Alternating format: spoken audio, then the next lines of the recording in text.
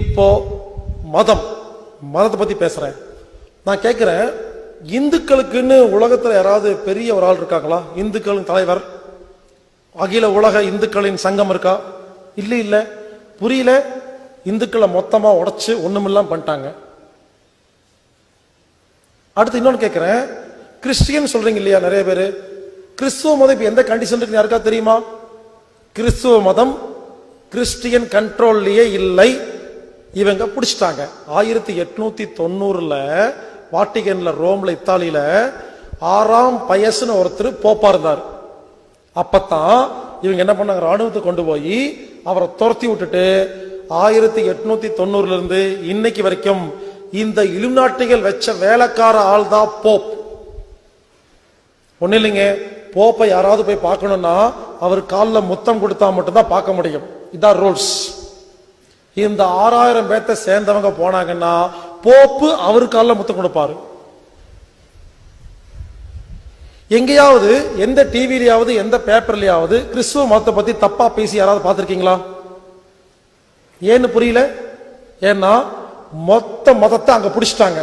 So கிறிஸ்துவ மதத்தின் மூலமாக வர எல்லா வருமானங்களும் இவங்க நேரடியா போயிட்டு இருக்கிறதுனால கிறிஸ்துவ மதத்தை பத்தி எங்கேயுமே தப்பா பேச மாட்டேங்கிறாங்க. டிவியில பாருங்க, இந்து தீவிரவாதி, ஸ்ரீலங்கன் தீவிரவாதி, நக்சலைட், முஸ்லிம் தீவிரவாதி அப்படின்னு காட்டுறாங்களா இல்லையா? கிறிஸ்தவ தீவிரவாதிங்கிற வார்த்தைய உலகத்துல எந்த டிவியாவது சொல்லி இருக்குதா? நான் கேட்கிற கேள்வி, கிறிஸ்தவ மதத்துல தீவிரவாதமே கிடையாதா? ஒரு ஆள் தீவிரவாதி கிடையாது. புரியல. ஏன்னா டோட்டல் கிறிஸ்தவ மதம் அவன் கண்ட்ரோல் இருக்கு. அவங்க பிடிக்கிற வரைக்கும் பாருங்க, எந்த நாடெல்லாம் அவன் கண்ட்ரோல் இல்லையோ அந்த நாடு சண்டை காட்டுவான். எந்த நாடு கண்ட்ரோல் போயிருச்சோ அங்க அமைதியா இருக்கிற மாதிரி காட்டுவான். அந்த நாடு சண்டையில காட்டவே மாட்டான். அடுத்தது சவுதி அரேபியா.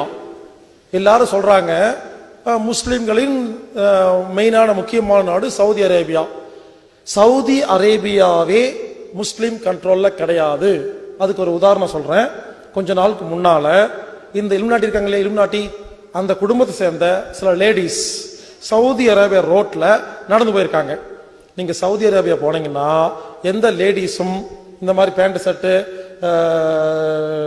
சாரி எல்லாம் கட்டி ரோட்ல போக முடியாது. அபயான் இருக்கு, அந்த ஃபுல்லா உடம்பு மறைக்கிற மாதிரி ஒரு ட்ரெஸ் இருக்கு.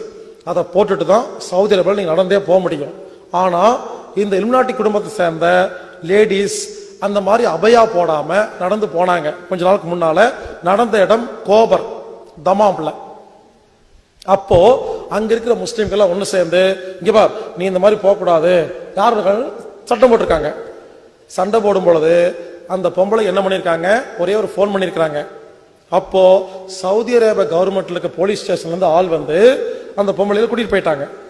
கூட்டிட்டு போயிட்டு வீட்டுல விட்டு போயிட்டாங்க, ரிலீஸ் பண்ணிட்டு. இந்த விஷயம் தெரிஞ்ச உடனே சவுதி அரேபியாவில் இருக்கிற இந்த பெரிய பெரிய மசூதியில் இருக்கிற அதுல வந்து முட்டாவாசன்னு சொல்லுவாங்க தலைவர்கள், இவங்க எல்லாம் ஒண்ணு சேர்ந்து என்ன பண்ணாங்க, ஓகே இதுக்கு ஒரு ஆக்ஷன் எடுப்போம். நம்ம நாட்டுக்குள்ள இவளுக்கு வாட்டுக்கு நடந்து போற ஆளுங்க நம்ம கேட்டா நமக்கு ஒண்ணு மரியாதை எல்லாம் கூட்டிட்டு போயிட்டாங்க. நாளைக்கு எல்லாரும் ஒண்ணு சேர்ந்து ஆக்ஷன் எடுப்போம் சொல்லி பேசிட்டு இருக்க நல்லா கேளுங்க, ரீசன் நடந்தது. போலீஸ் வந்து 250 பேத்த வீட்டுக்குள்ள யாரெல்லாம் திட்டம் போட்டாங்களோ 250 பேத்த வீட்டுக்குள்ள வந்து அரெஸ்ட் பண்ணி கூட்டிட்டு போனாங்க.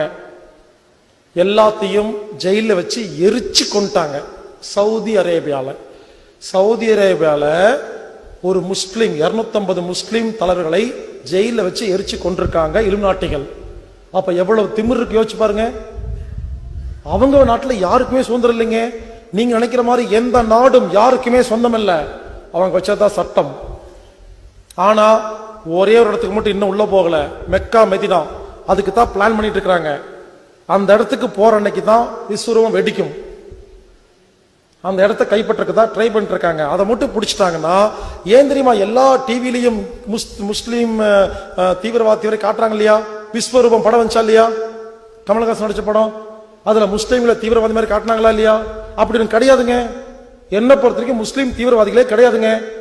ஏன் திரும்ப திரும்ப பேசிட்டு இருக்கிறாங்கன்னா, இந்து மதத்தை ஒண்ணுமில்லாம் பண்ணியாச்சு, கிறிஸ்துவ மதத்தை மேல போய் பிடிச்சாச்சு. இந்த முஸ்லீம் மதம் ஒண்ணுதான் இன்னும் பிடிக்காம இருக்காங்க. அதை பிடிக்கிறதுக்காக தான் எல்லா டிவிலையும் எல்லா பேப்பர்லயும் முஸ்லீம்களை பத்தி தப்பா பேசிட்டு இருக்கிறாங்க. எப்போ மெக்கா மெதினாவை இலுமினாட்டிகள் மொத்தமா கண்ட்ரோல் கொண்டு வராங்களோ அதுக்கப்புறம் எந்த டிவிலையும் முஸ்லீம்களை பத்தி தப்பா பேச மாட்டாங்க. நான் கடைசியா என்ன சொல்ல வரேன்னா, நாமெல்லாம் ஓப்பனா சொல்ல போனா நாமெல்லாம் அறிவில்லாம ஒவ்வொரு மதமும் மாத்தி மாத்தி சண்டை போடுறோம் இல்லையா, அது அங்க முட்டாள்தனம். நமக்குள்ள சண்டை போட்டு எவனோ ஒருத்தன் எல்லாத்தையும் அடிச்சுட்டு போயிட்டு இருக்கிறான். தயவு செய்து புரிஞ்சுக்கங்க. முதல்ல தயவு செய்து எந்த ஒரு மதமும் இன்னொரு மதத்தை பத்தி தப்பா பேசாதீங்க. உங்க மதமே ஒழுங்கா இல்ல, அடுத்த மதம் எதுக்கு பேசுறீங்க? இந்துக்கள் ஒரு இந்துக்கள் அமைப்பே இல்ல உலகத்துல. நீங்க மத்த மதத்தை பத்தி பேச டைம் ஏன் வேஸ்ட் பண்றீங்க? எப்ப பார்த்தாலும் யூடியூப் வெப்சைட்ல மத்த மதத்தை பத்தி தப்பா பேசுறதா முழு நேர வேலை.